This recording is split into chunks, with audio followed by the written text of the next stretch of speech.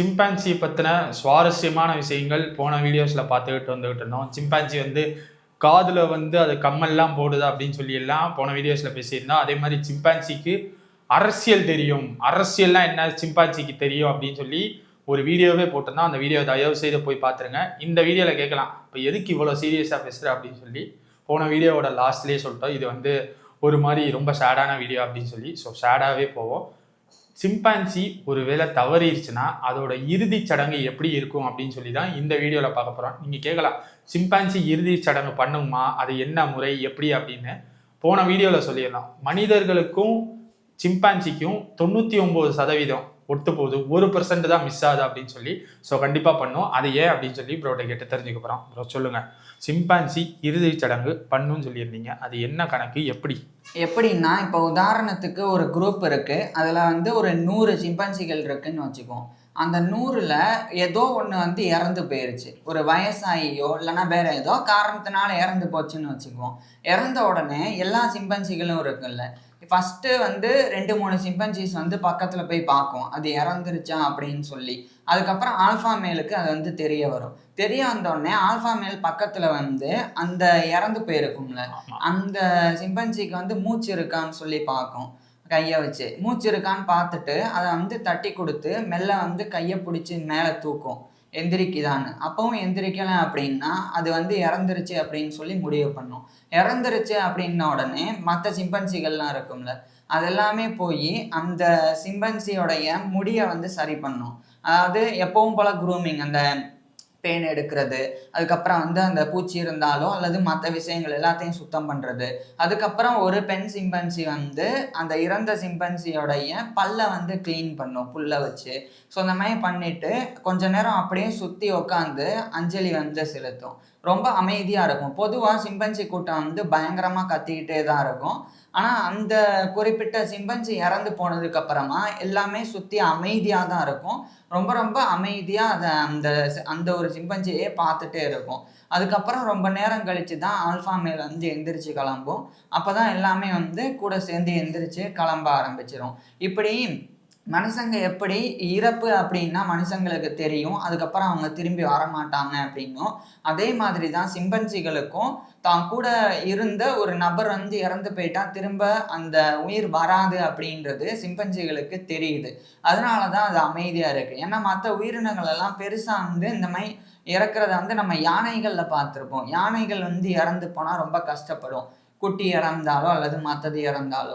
ஆனால் அந்த மாதிரி இருக்குது. அதே மாதிரி சிம்பன்சி வந்து அது வெறும் வந்து ஒரு சொந்தக்காரன் மட்டும் கவலைப்படாமல், இப்போ யானைன்னா தாய் யானை வந்து கவலைப்படும் ஒரு குட்டி யானை இறந்து போனால். அந்த மாதிரி இல்லாமல் ஒட்டுமொத்தமாக எல்லா சிம்பன்சிகளும் வந்து அந்த மௌன அஞ்சலி செலுத்திட்டு அந்த இடத்த விட்டு கிளம்பி போகிறது அப்படின்றது ரொம்ப ஒரு அசாதாரணமான ஒரு விஷயம் தான். இப்போ சிம்பான்சி வந்து வயசாகி இறக்குறது ஒரு பக்கம் இருக்கட்டும், இப்போ ஒரு போர்லையோ இல்லை ஒரு சண்டையிலையோ ஒரு இடத்துல தவறிடுச்சுன்னா அந்த கடைசி மரியாதை பண்ணுறதுக்கு அந்த சிம்பான்சி வந்து தூக்கிட்டு வந்து ஏதாச்சும் ஒரு இடத்துல, இதுக்குன்னு ஒரு இடம் இருக்குமா, இல்லை அது எந்த இடத்துல அப்படி பண்ணும் ப்ரோ?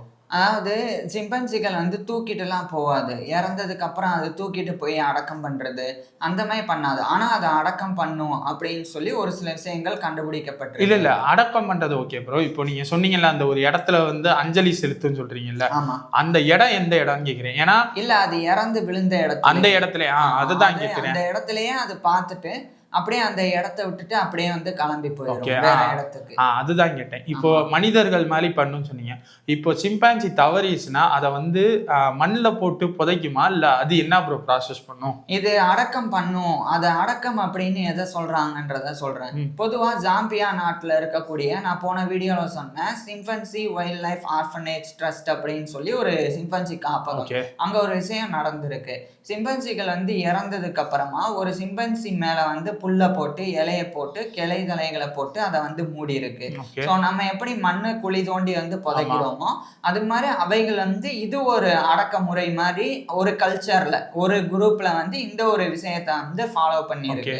அதனால சிம்பன்சிக்குள்ள வந்து அடக்கம் பண்றது அப்படின்ற சடங்கும் இருக்கு. மனுஷங்க மாதிரி இல்லாம கொஞ்சம் வித்தியாசமா அது வந்து இருக்கு. அதே மாதிரி இப்ப இவ்வளவு பெரிய பெரிய சிம்பன்சிகள் இருக்குல்ல, அது வந்து இறக்குறது வேறு விதமாகவும் நடக்கும். இப்போ உதாரணத்துக்கு ஒரு சிறுத்தை வந்து உள்ள வந்துருச்சுன்னு வச்சுக்கோம். சிறுத்தை உள்ள வந்துருச்சுன்னா இப்ப மற்ற உயிரினங்கள் எல்லாம் என்ன பண்ணும்? இப்போ ஒரு மான் இருக்கு, மானை வந்து மற்ற ஒரு சிறுத்தை வந்து அட்டாக் பண்ண வந்தா எல்லா மானும் தெரிச்சு ஓடும். ஆனா சிம்பன்சிகள் அந்த மாதிரி பண்ணாது.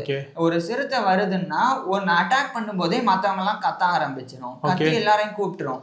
அப்ப சிம்பன்சிகள்லயே அந்த குரூப்லயே இருக்கிற ஆண்கள், இளம் ஆண்கள், யங்ஸ்டர்ஸ் எல்லாம் வந்து கையில கிளைய உடைச்சிட்டு வரும், கல்லை தூக்கிட்டு வரும், குச்சியை எடுத்துட்டு வரும், வந்து அந்த சிறுத்தைய வந்து அடிச்சு விரட்டும். கல்லை தூக்கி இந்த மாதிரி பண்ணி அடிச்சு வந்து விரட்டும். சில நேரங்கள்ல சிறுத்தைகளை கொன்ன சம்பவம்லாம் நடந்திருக்கு. அதாவது சிறுத்தைகள் வந்து இந்த சிம்பன்சிகள் மேல பாயும் போது மற்ற சிம்பன்சிகள் எல்லாம் அதை காப்பாத்துறதுக்காக ஆக்ரோஷமா அடிக்கும்.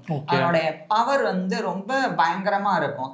மனுஷங்களை விட 1.3 இருந்து 1.5 மடங்கு ஜாஸ்தி.